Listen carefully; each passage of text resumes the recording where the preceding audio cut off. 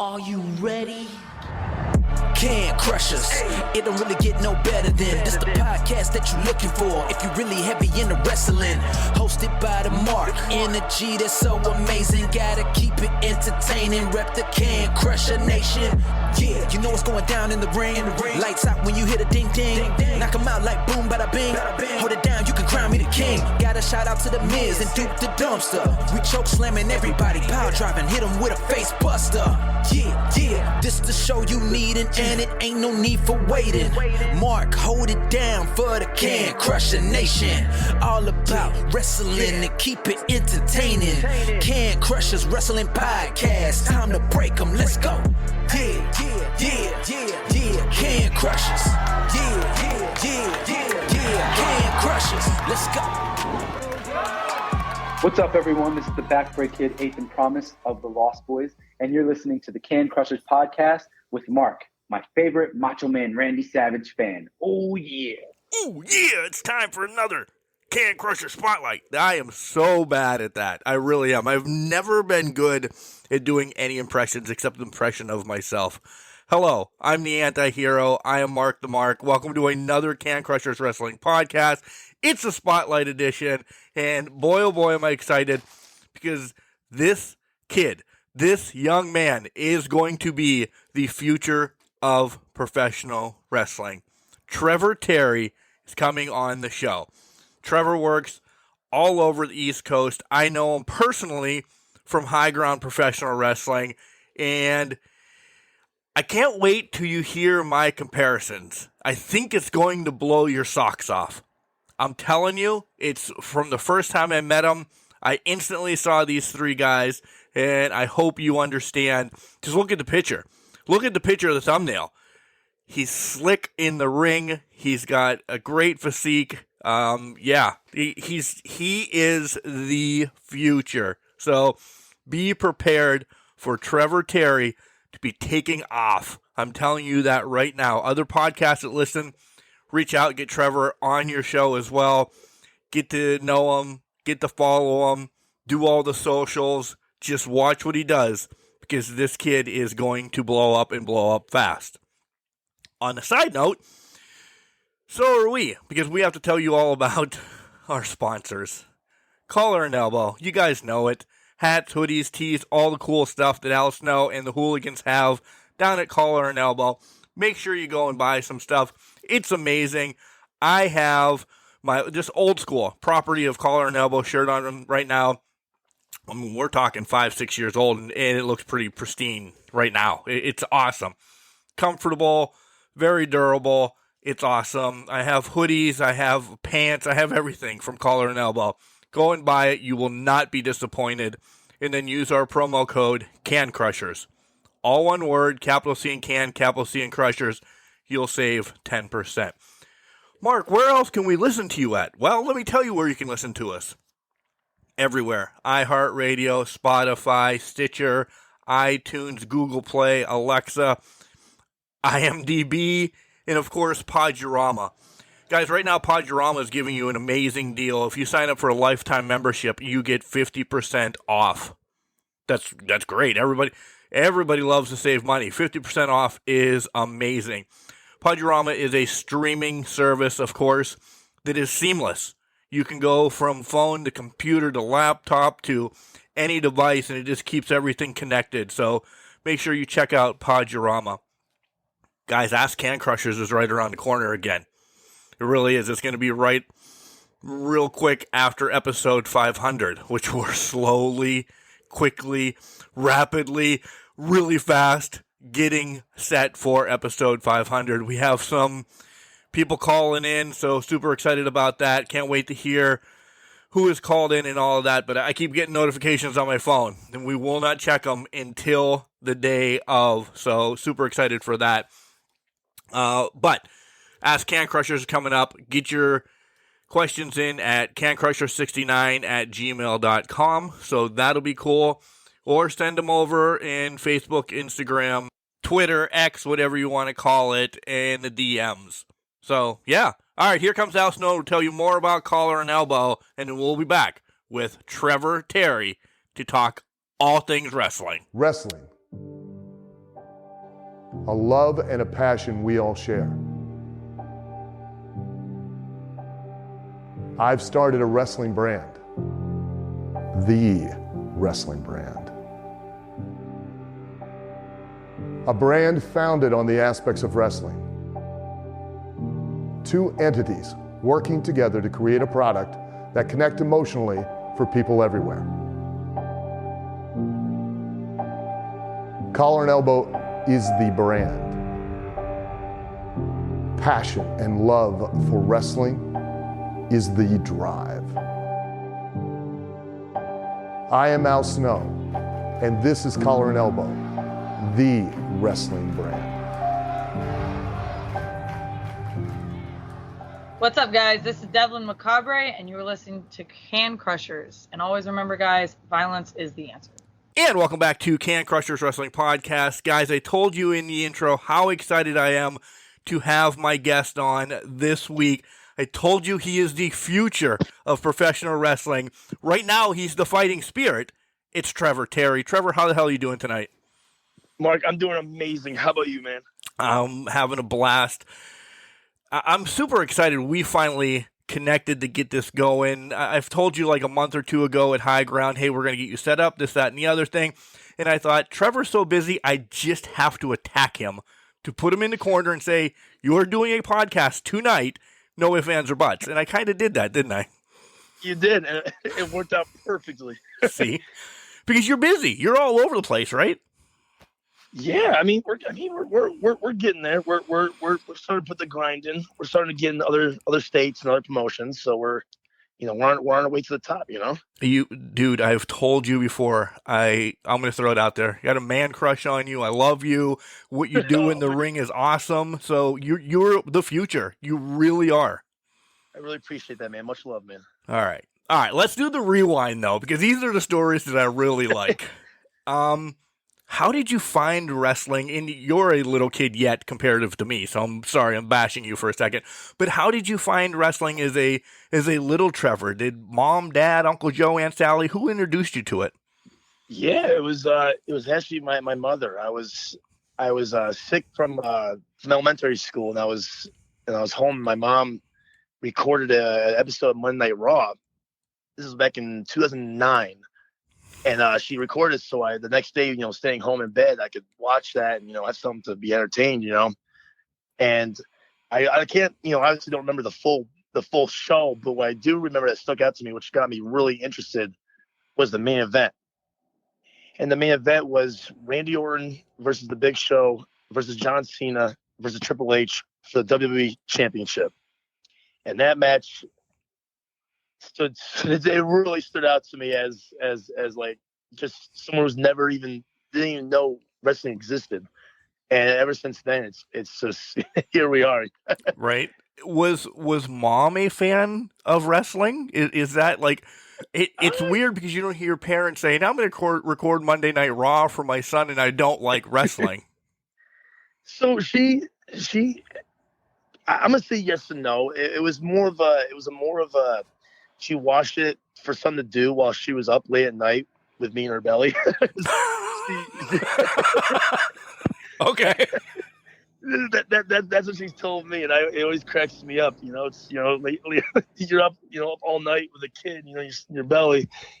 It's and it was always on late at night, so it was something entertaining to watch. She did like it. She did like it. I wouldn't say she's like a fan, like that's like. Not crazy like us, right? Yeah, exactly. Not crazy invested into the stories and whatnot. I was more of just like hey, these guys are slamming each other and this is great entertainment. Big beefy men slapping man meat around. Yeah. Yep, literally. So I'm sure you have a lot of favorites from that first match that you kind of remember, but who else did you transition over to liking? Oh man, I was. That's definitely one of my favorites that really stuck out was John Morrison, Rey Mysterio, and then into my middle school years, CM Punk. Nice. Nice. Yeah, those are like my top. Like I had the action figures of them. I had like the variants of them, and like, oh my gosh. Do you still collect action figures, by the way? And I'm 46, and you can say yes, and it's okay. I actually don't. I haven't gotten an action figure since. They are so damn expensive. I will say this. Like, listen, I am much older than you. Much older. They were $5 at a local store when I was collecting them, and that was a lot in the 80s. But even mom and dad would be like, just take $5 and get the hell away from me. Go buy the Iron Sheik or Nikolai Volkov or somebody. Now it's a 20 spot or more. Yeah, it's like 20 something, and if you get like the special edition ones, it's like 40 something. It's Gosh. crazy. But there's people, idiots, myself included, that buy just those special ones. Like Wardlow's from Ohio, but he wrestled in Pennsylvania a lot. Britt Baker as well. There's some people that I actually know, so of course I need to have those ones. And I spent $50 on them, which is cheap, actually. Oh, yeah. Oh man, yeah, action figures just have so much more to them now. It's not like it's just the action figure itself. It's this comes with a bell or a table or garb to wear. Yeah, all these extra features, and. Man, I was losing Terry Funk, and great reference. It just popped up in my head. Terry just passed last week. So I lost his branding iron all the time. So anybody that has a branding iron for the LJN of Terry Funk, please get a hold of me. I still have it in my house, but I don't have the branding iron anymore. I need it. Oh. Right?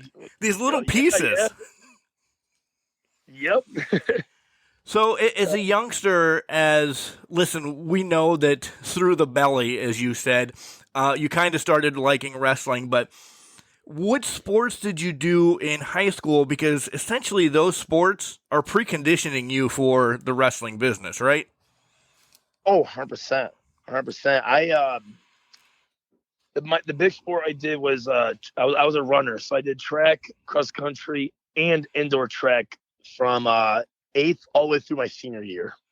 So endurance, you're ready for the 60-minute match at any point. Well, I mean, it's a little different, I know.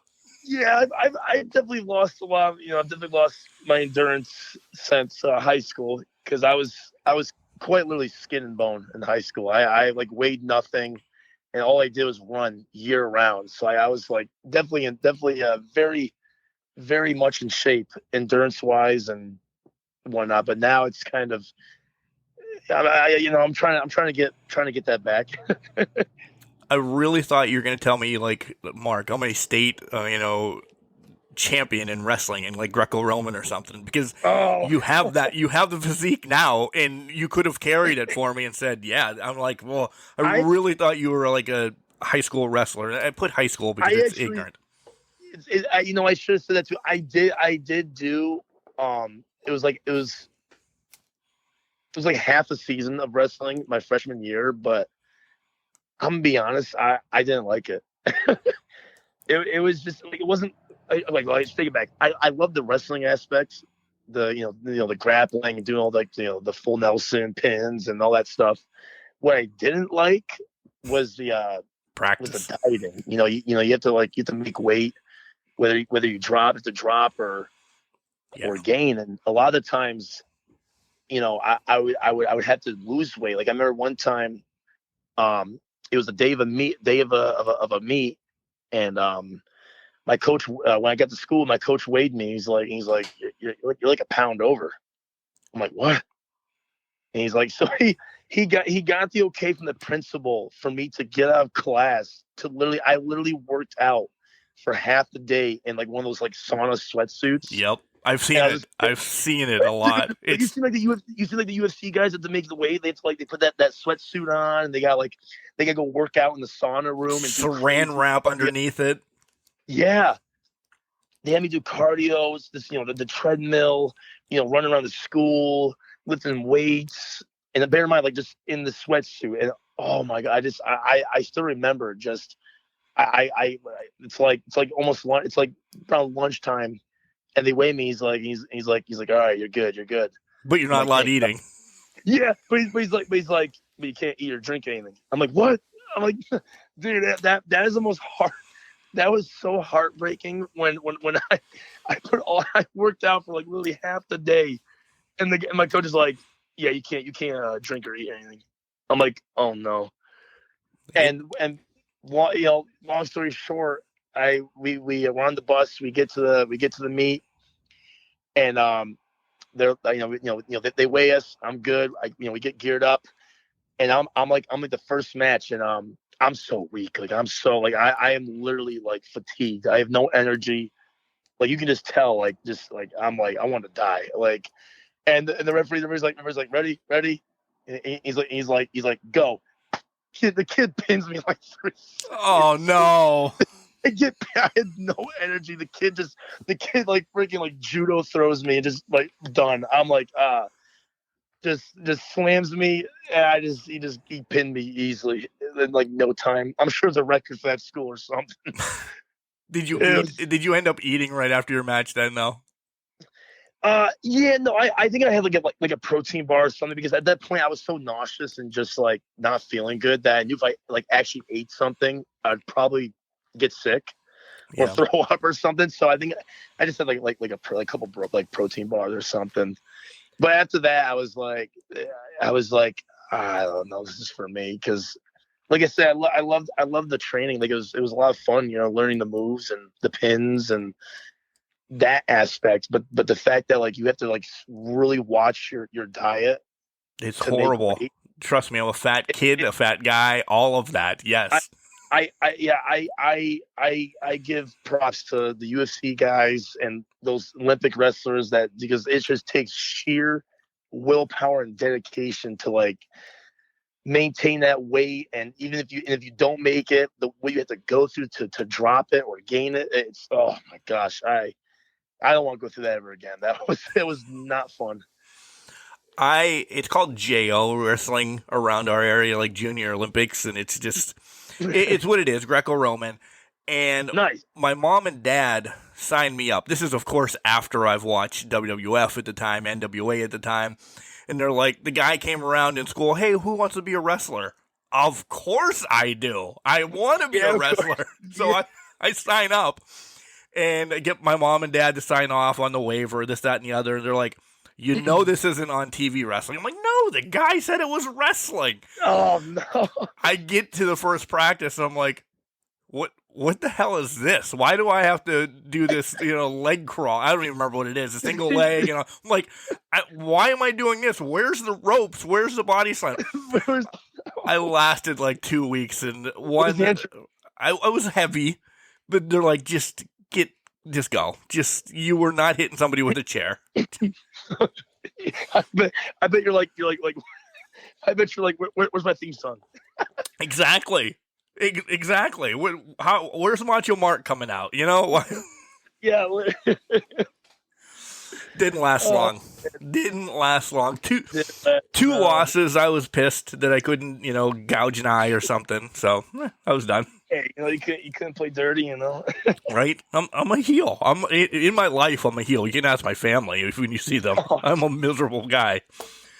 So when did you get that aha moment then? After, going through high school and everything, when was I'm freaking doing this? I'm signing up school and I'm going.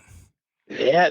Well, so I always like deep down, like once I got to like, we'll say like the latter end of my my high school, career, towards like my junior year. I knew deep down, like this is what I want to do. So I took a break for a long time from wrestling. Actually, I like 2009 to like middle school, which I watched a lot. But then from like my freshman till like for like at least like several years or so, maybe even 4 years. Like I started watching wrestling. Like I just like, it was kind of like deep down I loved it, but it wasn't cool. Yeah, like it wasn't like I was I was a big like like a geek. Like I played like a lot of games, and like I still am. But like I was a big gamer. I played. I don't know if you know Magic the Gathering. Yep. Huge. I have a huge collection. I did like tournaments and whatnot. that was like my like a big hobby of mine. Like just gaming and the cards and the board games, all that stuff. Like I said, I still am, but I never really like I kind of like strayed away from wrestling. So it wasn't until like I personally like my junior senior year, I was over at my buddy's house and he's like, hey, I'm gonna put on this NXT Takeover pay-per-view. And he's like, it's something to watch. I'm like, oh, nice, yeah. I'm curious to see what's going on. And it was what was the match? It was when Adam Cole was NXT. He was feuding with Johnny Gargano. Okay, yeah. It was like that era. That era.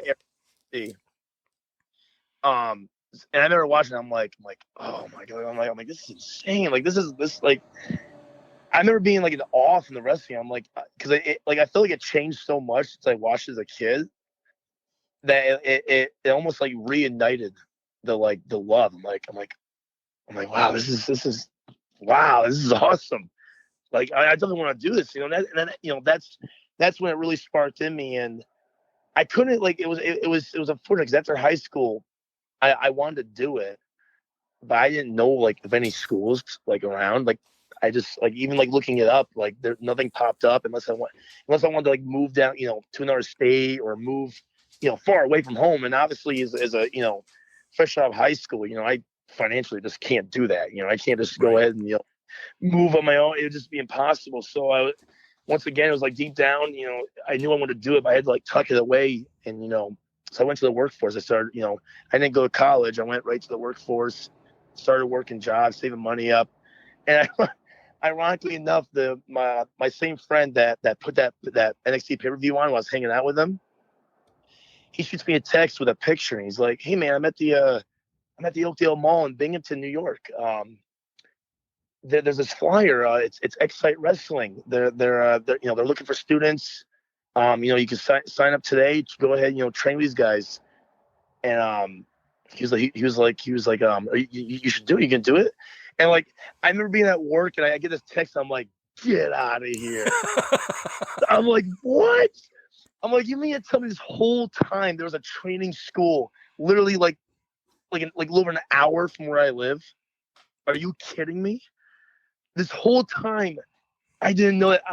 And like right then, like that same day, I emailed the promoter. I'm like, hey, I'm ready. like let's do this. And that's from there. He was like, yeah. He told me like what I need. Wrestling shoes. Proper gear. Right. He's like training starts back up Sunday. Come on down. I'm like, perfect. And since then, here we are. Here we are. You're on Can Crushers Wrestling Podcast. Yeah. Yes. We're on the Can Crushers Podcast, baby. So, what do you tell mom right off the get? Because I've had this conversation with my mother. Hey, I'm going to be a wrestler. No, you're not. No, it's not going to happen. I'm getting into wrestling business. No, you're an idiot. What does mom say to you? She's always been like, my mom's my biggest supporter, like ever. Like, will always be my biggest supporter.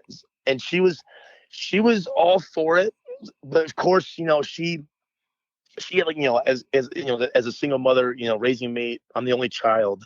You're her baby boy, yeah. Yeah, I'm the baby boy. So like she was very supportive and for it, and she thought it was really cool. She was just obviously really, really concerned about the risk factor of doing this, the injuries and, breaking a bone, possibly being paralyzed, just the big risks of doing this. That was her main, and she was really cool. She was like, I know you want to do this. So, it doesn't hurt to try it, give it a shot. Now she's your biggest supporter. She's helping you with gear and everything, isn't she? The biggest fan, man. She goes to all the local shows that I'm on, and my awesome. Biggest supporter. Yeah, she's the greatest, man. So these are the stories that I really love. You get to your first day of training and tell me about it. And then to bounce back, one thing, did you ever think, oh, damn, This is not what I expected it to be. Oh my God, are you kidding me? 100%, man. Yeah. The first day was it was rough, That's what I love hearing. I know. dude. Dude, I oh my gosh, like I remember just it was simple, like it was hitting the ropes, getting body slammed, just proper footwork and movement, and locking up, all some holds, just the real basic, just the fundamentals. But I still remember that like hour and 15 drive home, and I was so stiff, Mark. Yeah. I literally felt like a stick driving my car back. I go like turn to look at my mirror, to lane change. I'm like, oh, that hurt. Oh, just to look at a mirror, Mark. Just the lane change, it hurt. Yep. Oh my gosh! I remember I remember getting home, and my mom's obviously asking me about it, and she's like, "Oh, how'd it go?" Blah blah blah. I'm like, "Yeah, it's awesome, great. Very, I'm trying to like be tough about it. I'm like, oh yeah, I'm doing good. Yeah, this is great. I'm doing this. Yeah." And I go to the bathroom, to like, just wash my Clean face up, up, yeah. like just to reset. And I go take my shirt off, and my mom she walks by, and she's like, "Oh my God." I'm like, "What?" And she tells me to turn around in the mirror, and I look, I'm like, my eyes wide open. Beings, I've never, it was my first day in the rings. Your skin isn't toughened, like just from everything you do. So I had these rope bruises. Oh, like dark, meaty rope bruises going across my whole back just from hitting the ropes. Yep. Yeah, my eyes, because I've never seen that. I'm like, oh my God. And it's like, what is it? And I'm like, I don't know what that's from. Am I gonna die? What is Yeah. it? I was like, I was freaking out. I'm like, oh my God. I'm like, it doesn't really hurt. And then I went to kind of like, feel it, push into it. I'm like, okay, yep. That's the bruise. Yep. And then I end up messaging my coach at the time, and I'm like, Jeff, what is this? And he gives like the laugh emoji. He's like rope bruises, my friend. I'm like, oh God. Welcome to professional wrestling. Yeah, literally. He's like, welcome to the world of wrestling, man. I'm like, great. He's like, well, I see you Tuesday. I'm like, hell yeah. Once your body gets kind of like acclimated to the bruising and toughens up a little bit, we're like 2-3 months in. What was the hardest thing for you to grasp? Was it still bouncing off the ropes? Was it psychology? Or what the normal thing is for people is just throwing yourself on the mat, because that's not normal in society, just to be walking around and taking a bump. And just literally throw yourself to the ground. Yeah, that was definitely a big one. I would I think the biggest was definitely my strikes. You could never tell then. That's such a lie. I'll call you out on that right now. Then you have fucking perfected them. Sorry, all kids. I will just swear right now. But you have perfected them now. Strikes. I struggled a lot with strikes. Throwing punches, elbows, forearms, kicks. That was a big one. And like you said, no one taking the bumps. That was a big one. I for the longest time I had this habit of like I would always like tuck my chin like really early, and from focusing so hard on that, once I bumped and landed, I would just my head would just almost snap back in a way, and I wouldn't like like give myself a concussion, but like I can feel like the lower like back part of my head kind of like hit the mat a little bit. Yep. Like just enough to be be like, oh crap, like my head's hitting the mat. Yeah, I don't want a concussion. Yeah. So yeah. Yeah. So that took some time, and then I finally figured out that like the less tense you are when taking something, the smoother the bump is, if that makes sense. Perfect sense. If you're in the wrestling business, it's perfect sense. Yeah. I was so focused. I was so tense and so focused on like not getting hurt or doing something wrong that it would end up opening up another problem. Mm-hmm. So I figured out that if I just stay loose and just go with the flow, just do it like just one smooth shot, it was a much cleaner, much safer, everything. And it took me a while to figure that out, but we got there. Strikes that there's definitely the whole like chaining, chain like wrestling. Yeah. Yeah, that was like because like I would go too quick or like it would just look really sloppy and just it wasn't. I still like even today like chaining isn't like my huge thing. It's something that I still try to want to work on it, still practice when I can, but it's still something that even today that I'm not the greatest at. Right. Well, it's time. You're still a baby in the wrestling world, essentially. We still got we got a long ways to go. So before we get to your first match, I always like to pause here and tell you I'm going to ask you a question and answer it. Then I want you to follow it up. Who is Trevor Terry? Who is your persona? I have 3 names right in front of me that I've written probably about 2 months ago because this is who you remind me of, okay?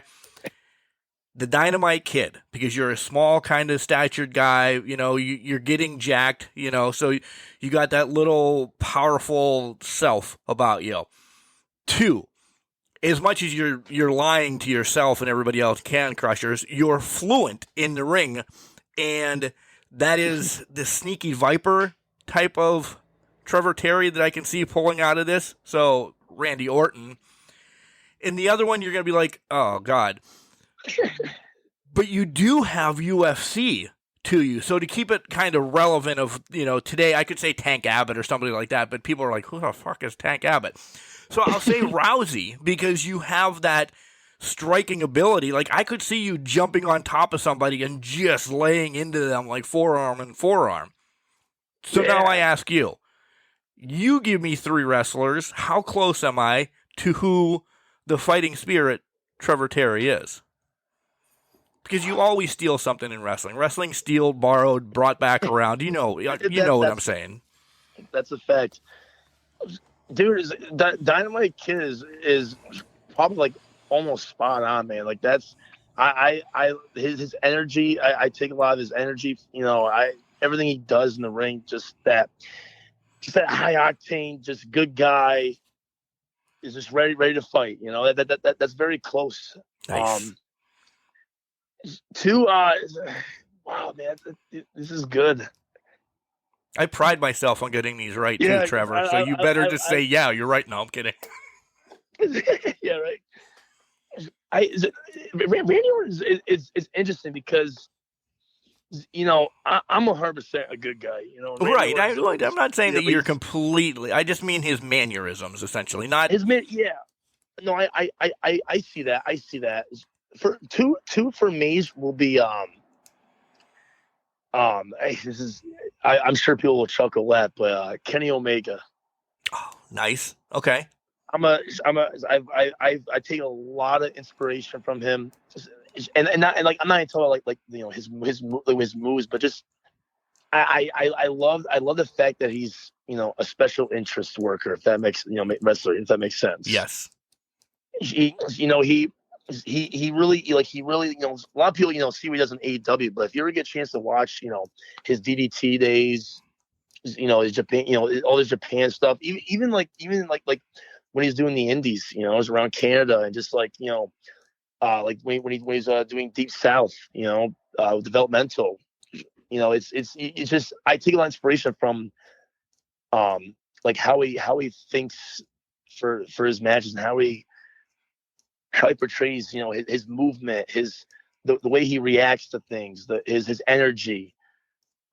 Is if you ever watch my matches, you can kind of like see like a correlation, the way I move, the way I sell something or react to something.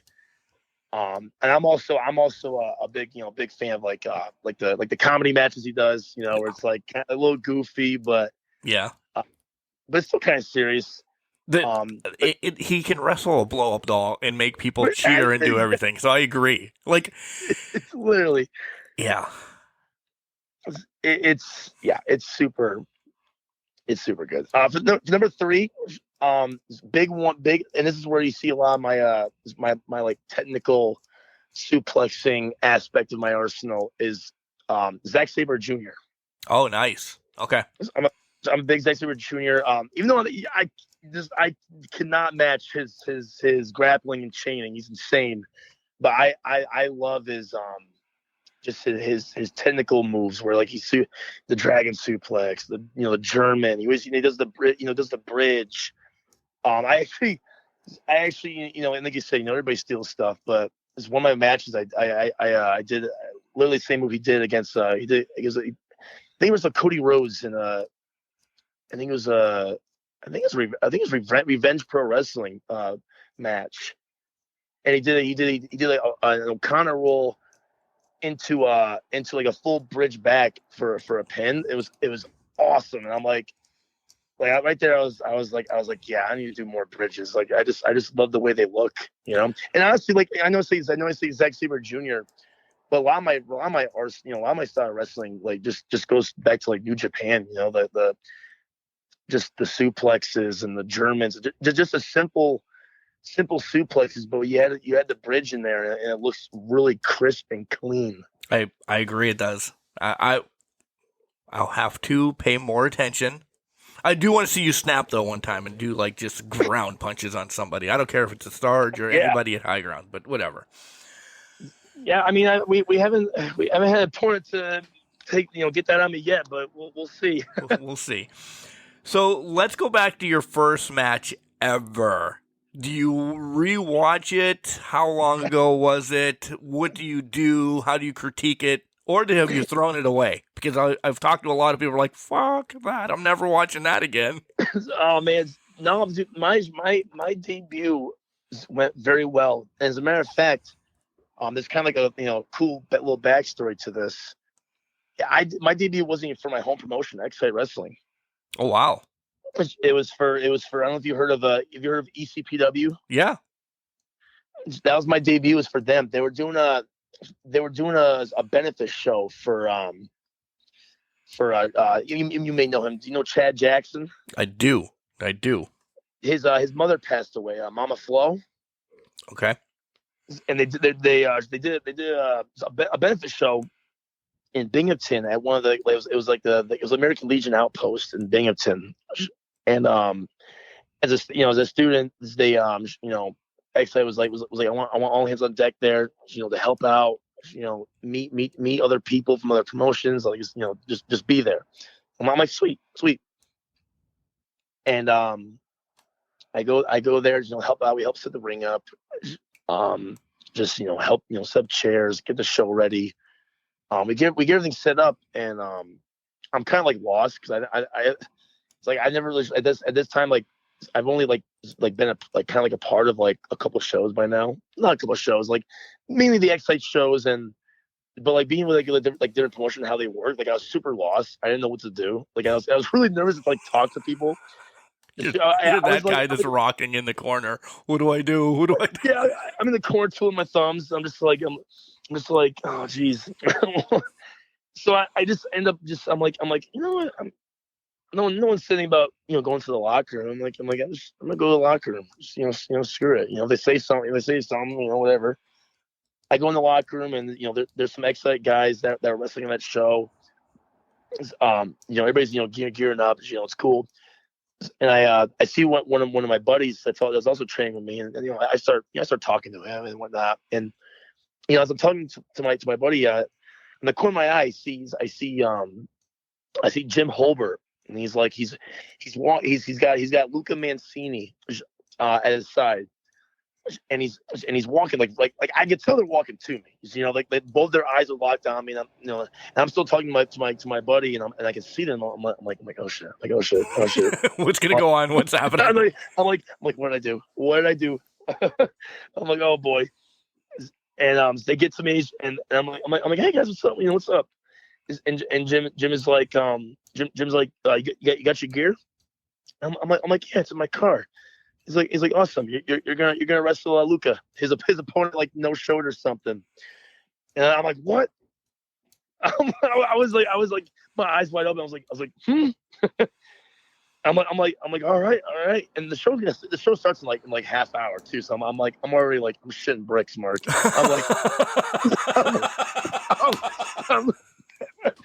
I'm like, I'm shaking.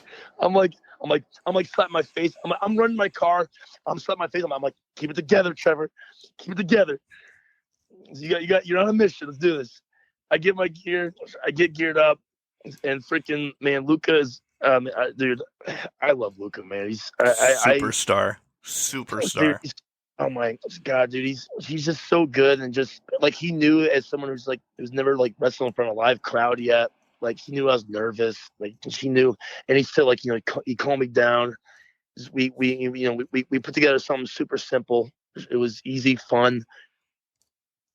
And we went out there, man. We killed it, man. We did really. I think we did for my debut.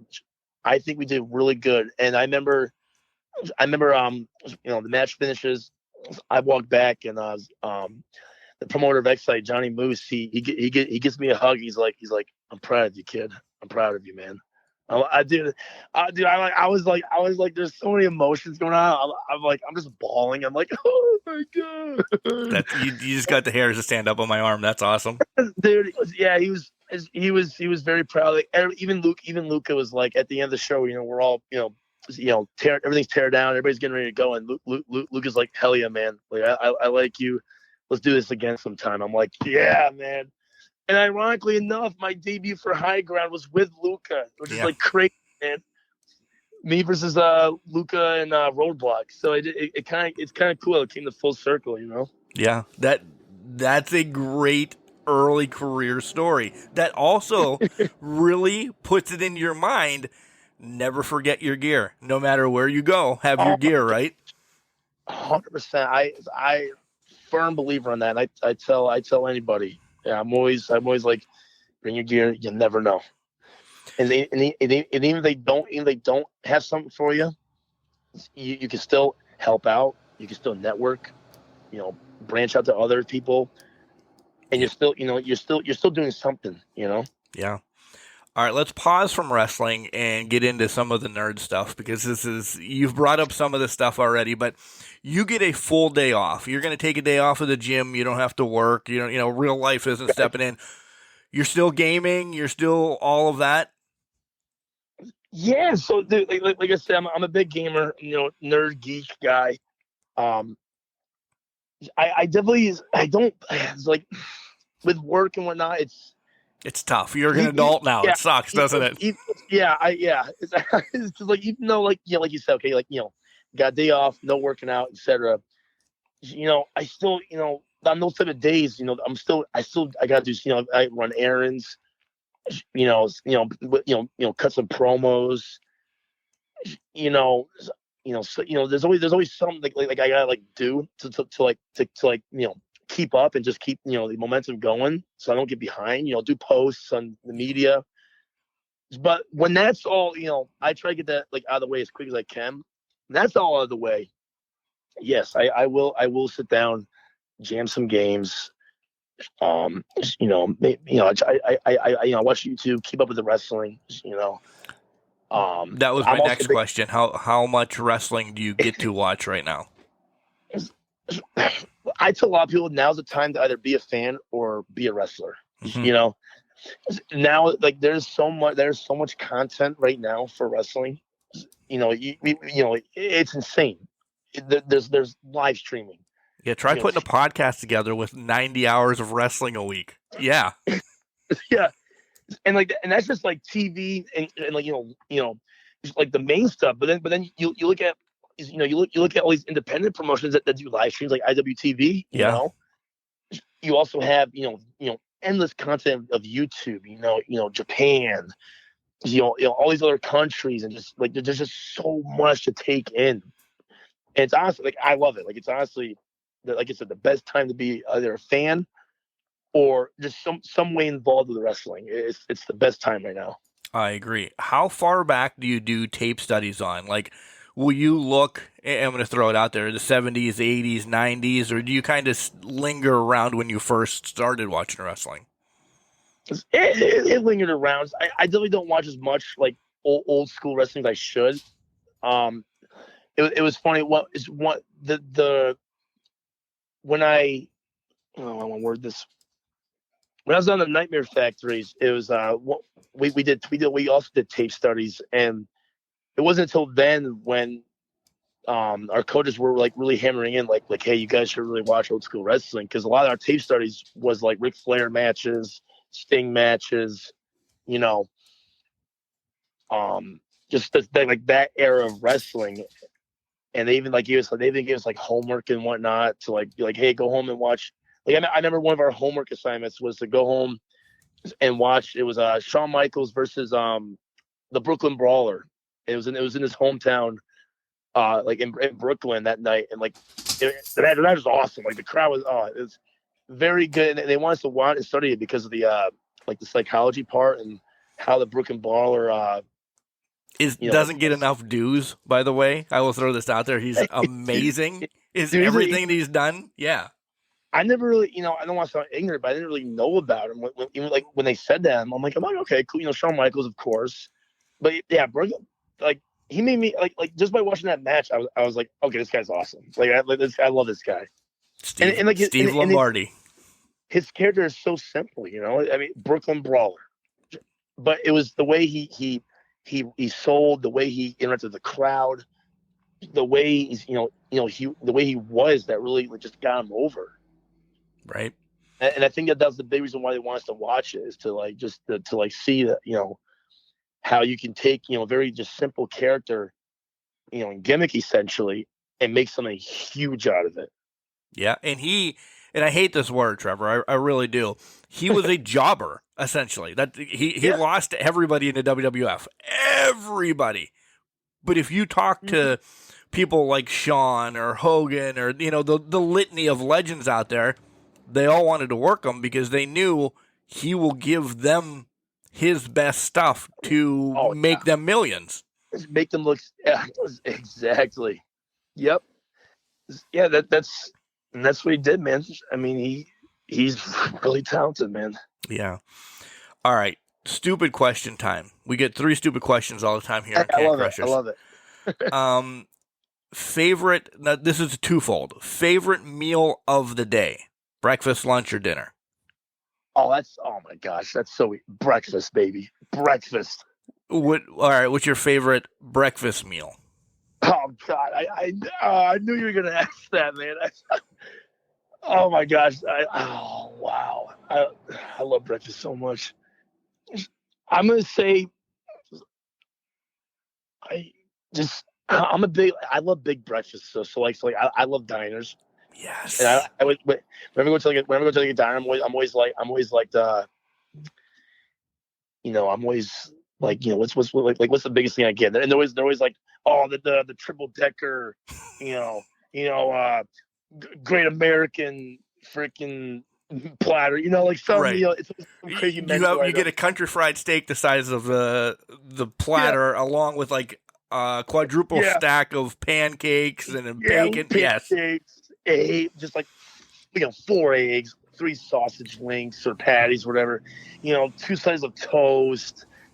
4 or 5 stacks of 4 or 5 pancakes, waffles. And I just like orange juice, some coffee, and it's just like I have this whole this whole 5-person table to myself. No, listen, Trevor, I agree with you. The dynamic of our family, we don't eat breakfast when breakfast should be eating. So at least once every other week or so, so 2 times a month, we just go crazy for supper. We'll just make stuffed waffles, pancake. Like we're eating like eggs and everything at like 6 o'clock at night, and we're just like, oh my God, this is the best. So yes, breakfast. Dude, breakfast. Yeah. Oh man. I do have a follow-up on breakfast foods though. Oh, bring it, man. How do you eat your cereal? Tell me how you make cereal. I want to find out if you're a sociopath or if you're a normal human being. Oh God. Please don't tell me. I pour the cereal. Okay, good. You're good enough then. Oh, okay. I was gonna say, if you're putting the milk in first, we're ending this podcast right now. Oh, yeah. I put milk first. Call-ins. Yeah. Mark, you there? Yeah. I'm here. All right, you're stranded on an island. What are the 3 things that you have on an island? Oh, definitely some sort of like fire starter, like one of those oh my God, what is it? It's like you clang them together and it creates a spark. Yeah, I'm not outdoorsy. I don't know what the hell it's called. So yeah, okay. I have one of those, definitely.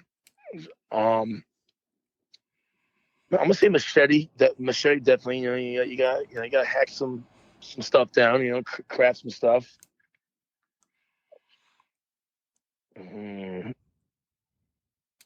Wow, that's a good question, Mark.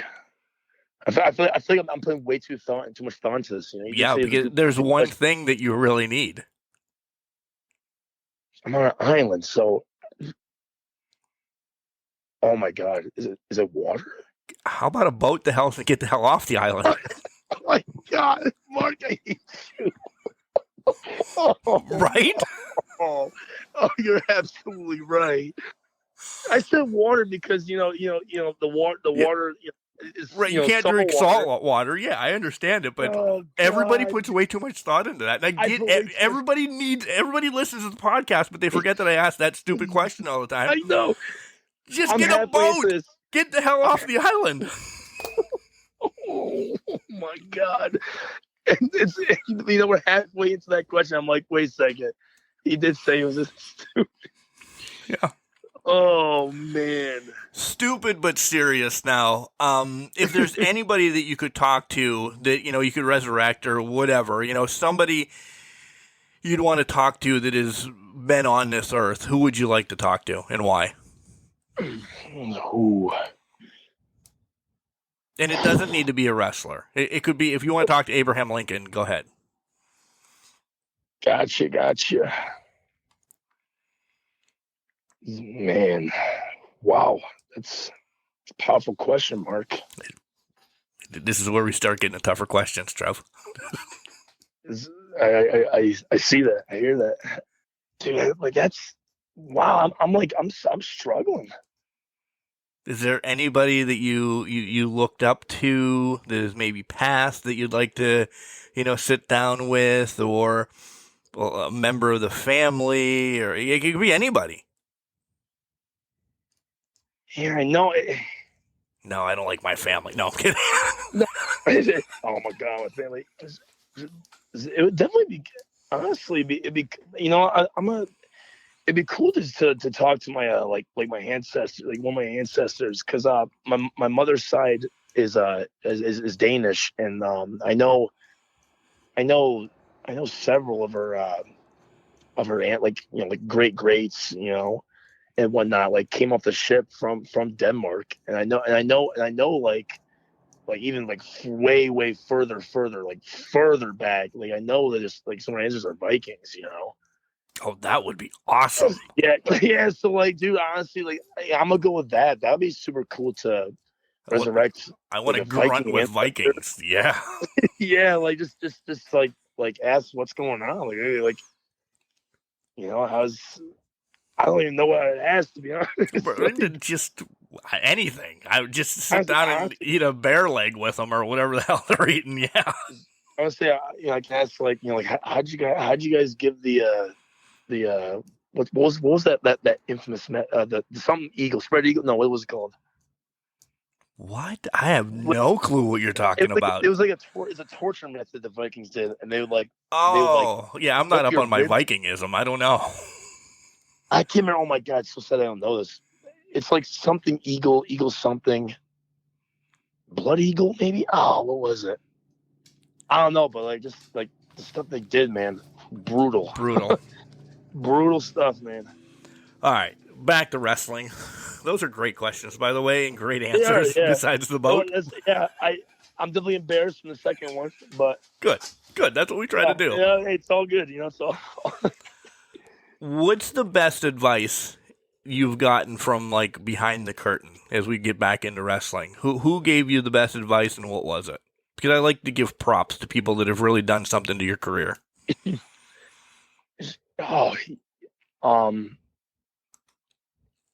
I would say my my coach, after making my just from well, no, I can't, no, it doesn't work because freaking. I was going to mention from like a training aspect, but you said behind the curtain. Well, no, I mean kind of. I meant just kind of keep it in wrestling. It doesn't have to be behind the curtain, but you kind of know what I mean. Yeah. I mean, I know your mom probably said keep your nose up and your nose clean. Right, that's great advice, Mom. I love you for telling Trevor that, but in wrestling, yeah. Your mom's gonna hate me, by the way.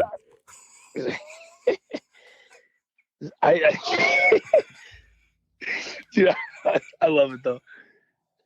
Honestly, I mean, probably I'm gonna say the best.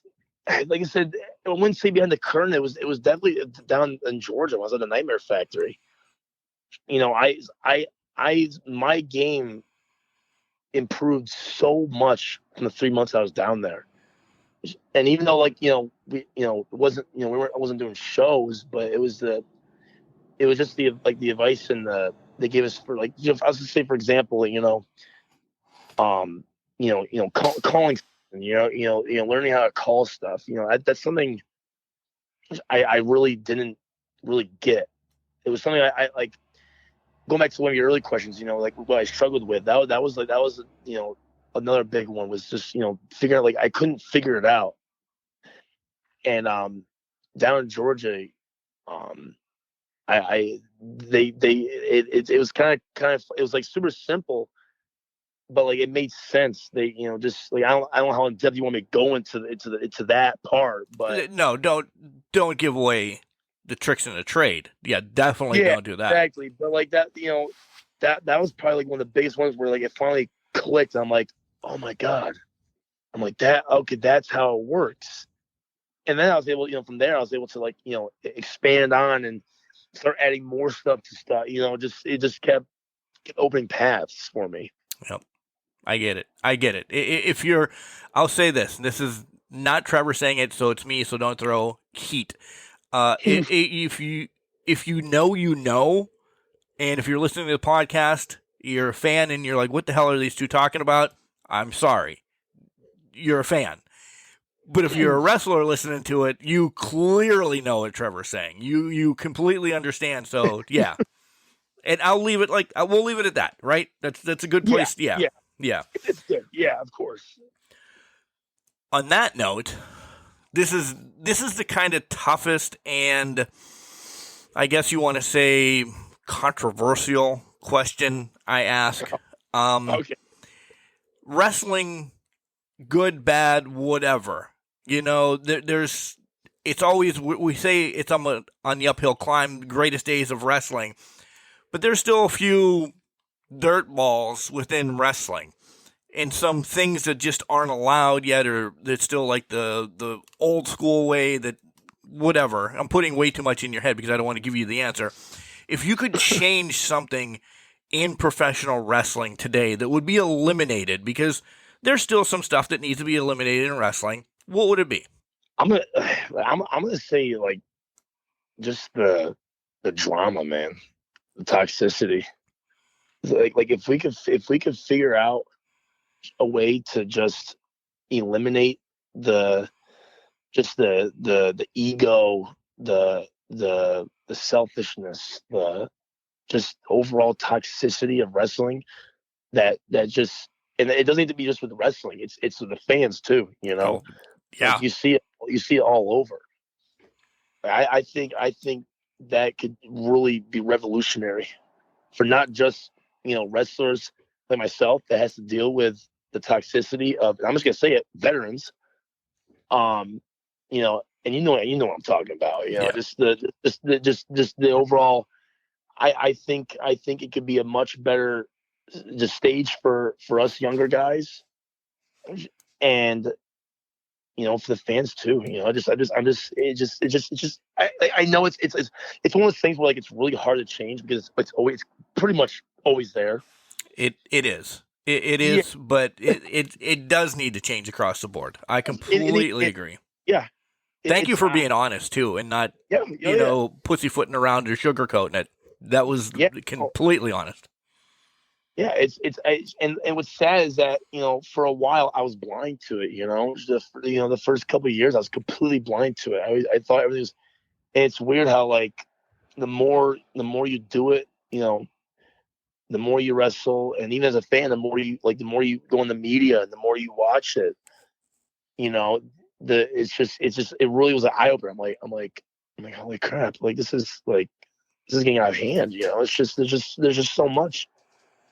Yeah, everybody, locker room fans, ring guys, ring crew, everything needs to know we're all there as a family, and we are all there to put on a show for said fans to spend said money. So I'm going to put it this way, we promotion can get money to put on bigger shows, to continue. It's rinse and repeat.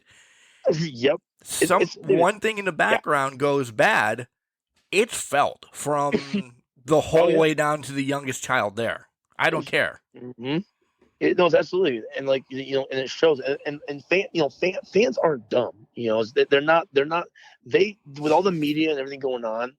I mean, think about all in yesterday, London. Think about how it was minutes about the whole Jack Perry. Did you hear about the Jack Perry? I did. I was just going to bring that up after you got done. Yeah. Breaking over the whole media with like minutes after that match, Jack Perry's match, and I'm like, oh my god! 2 seconds before Punk needed to come out. Yeah. Yeah, so it's like fans know when when there's stuff going on and all the drama toxicity. So if we can just eliminate that, it just makes the show better. Because the fans are gonna know if you're mad or you're angry or because you're naturally gonna show it. Yeah, it's the human nature. It's the human feel. You can't just break that once you're stuck in it. Yeah, unless you're absolutely insane. You've been doing it forever, and you can just really control that stuff. It's still, it's rough. All right, we don't want to beat a dead horse. Don't want to get anybody in trouble. So, all right, goals for the rest of this year. What are your goals here? Oh yeah, no, I like that question. Definitely, as I'm, keep putting the grind in, doing as many shows as I can. We're getting there. I try to create, mini goals for myself. I don't like to overwhelm myself with big goals, even though some may disagree with that, but that's just how I am. I like the baby step things, not too slow, but not overwhelm myself. Right, you're not looking 5 years out yet, essentially, because the world can change in 5 years, right? Exactly. Anything can happen, over the span of a week, even, or day, hours. So I baby step a lot. So one of my main goals is I'm trying to get, like I said, we're getting there. I want to be able to do shows every Saturday and Sunday.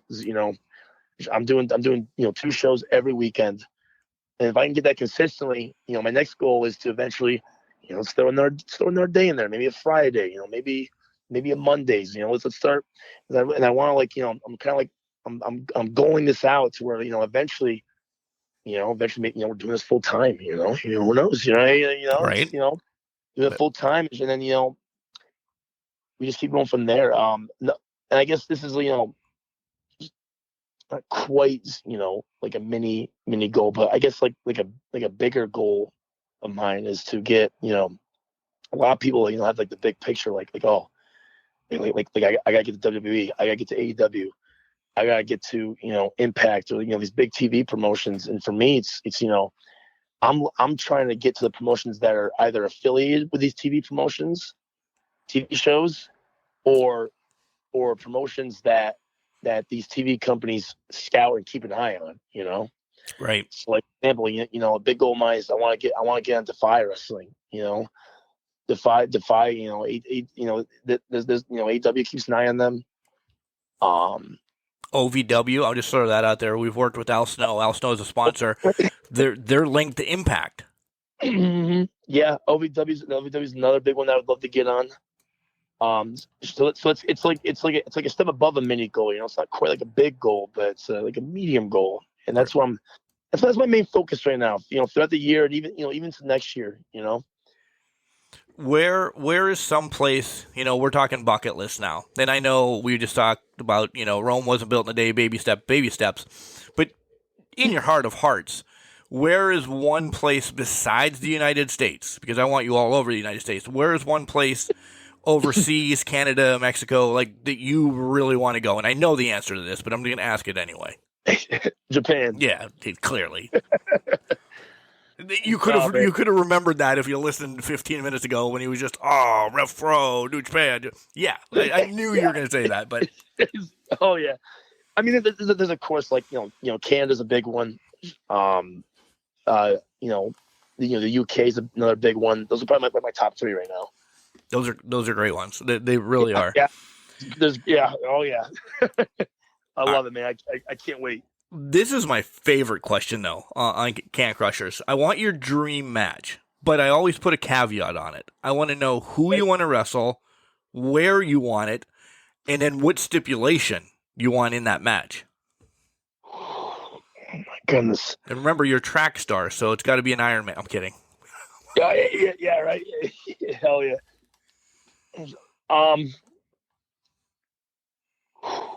Yeah, no, I think this is pretty easy. Unfortunately, I know it's a dream match, but I'm gonna say Kenny Omega, Wrestle Kingdom, 2 out of 3 falls match. Nice. Yeah, you have this locked and loaded. See, this has been in the back of your mind for a while. Yeah, that's probably the top one right there.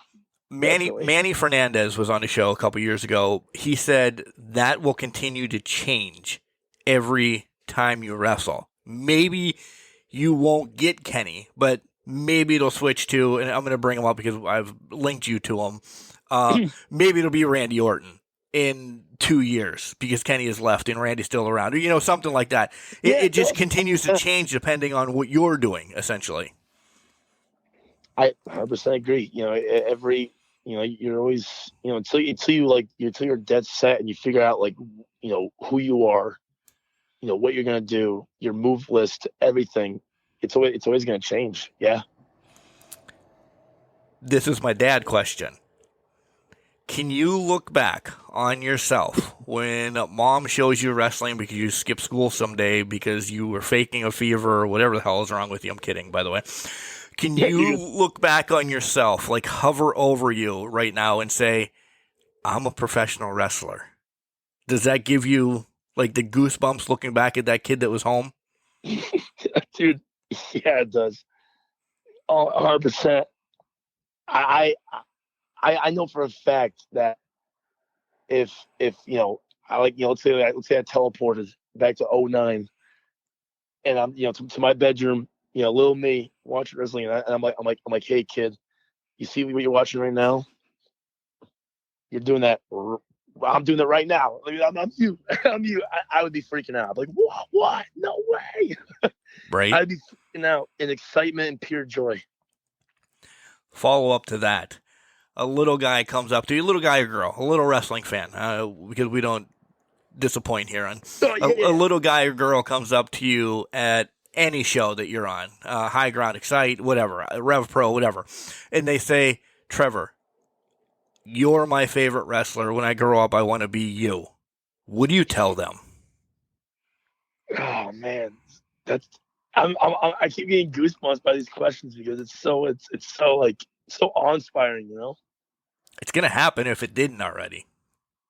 I have had, yeah, I've had little you know, little boys and girls come and be like, oh, you're so cool, oh my god, you know.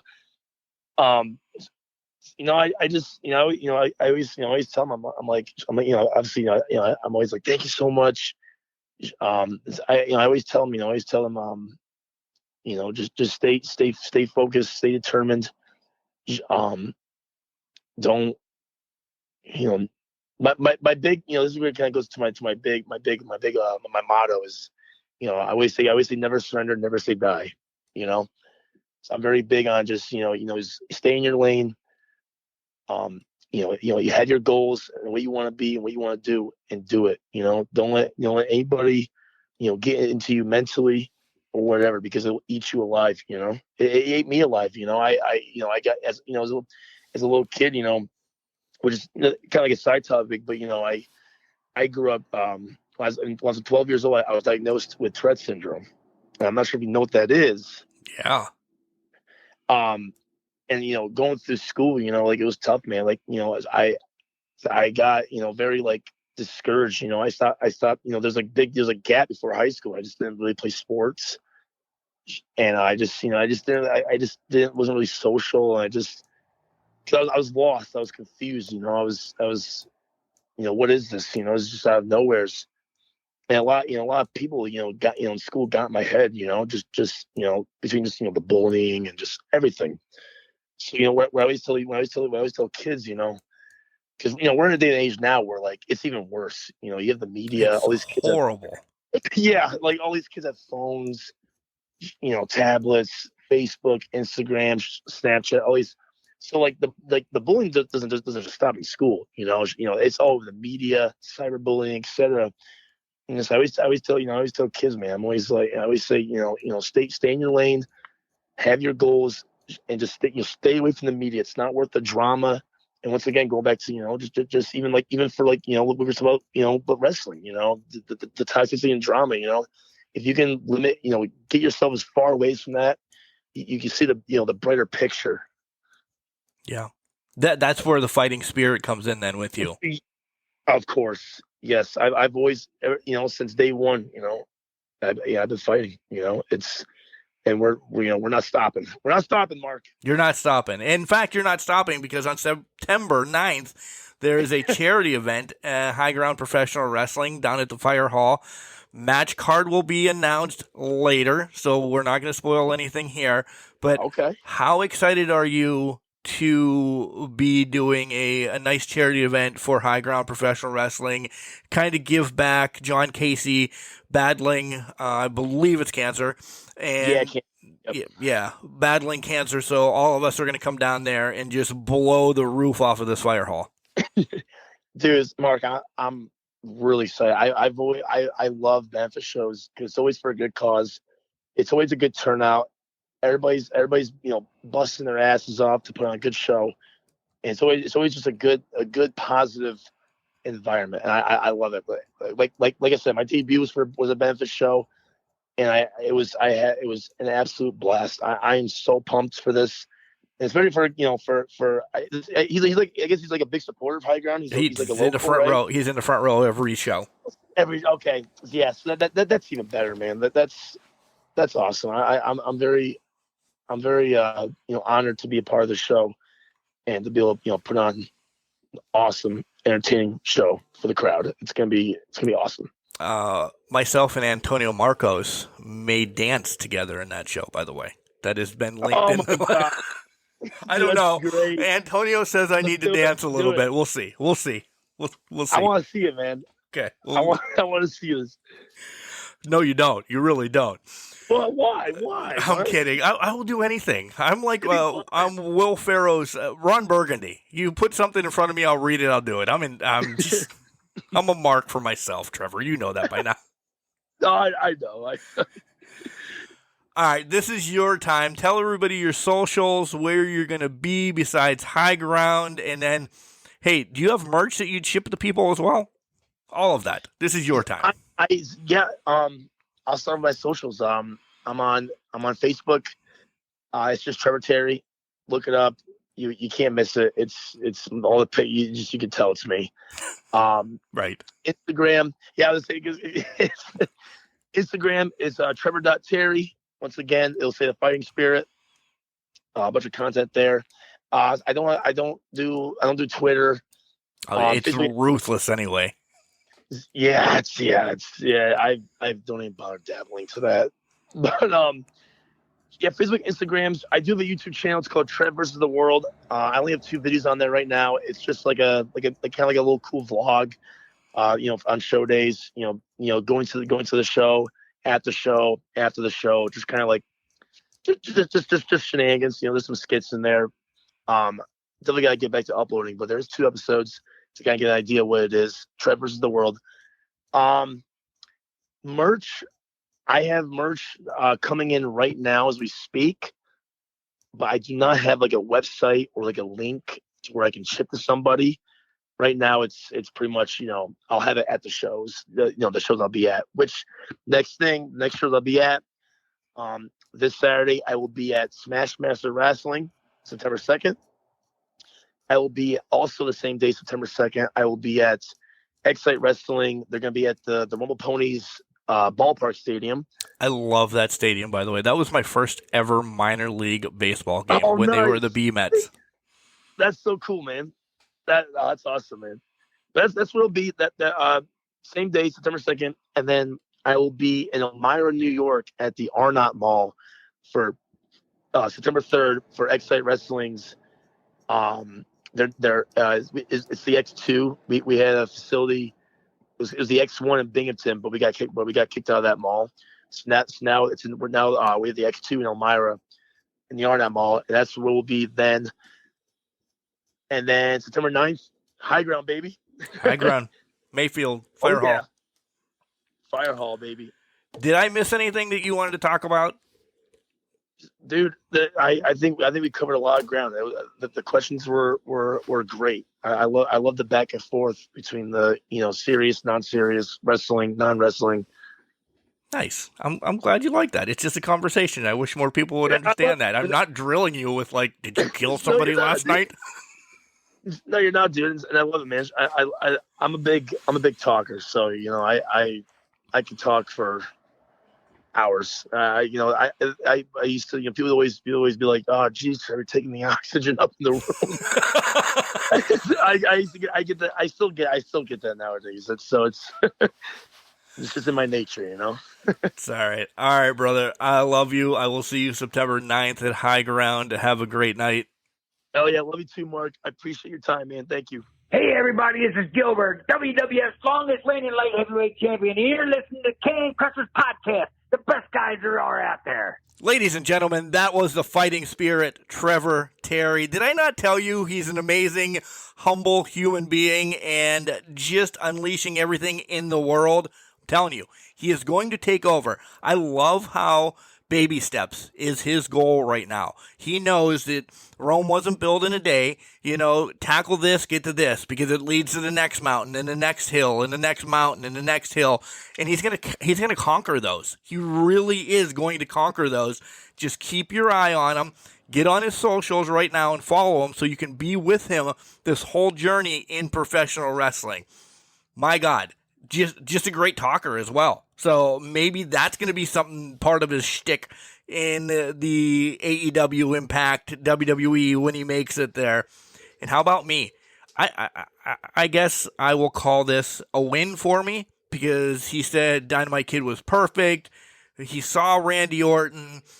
I guess he is definitely more of Taz, maybe I should have thrown, but he threw Omega in there, so that's probably a goddamn good one too. So, yeah, guys, Trevor Terry, get out there, follow him, support him on all his journeys because you're going to say, wow, Can Crushers had him, and that's awesome because now he's just running away with it.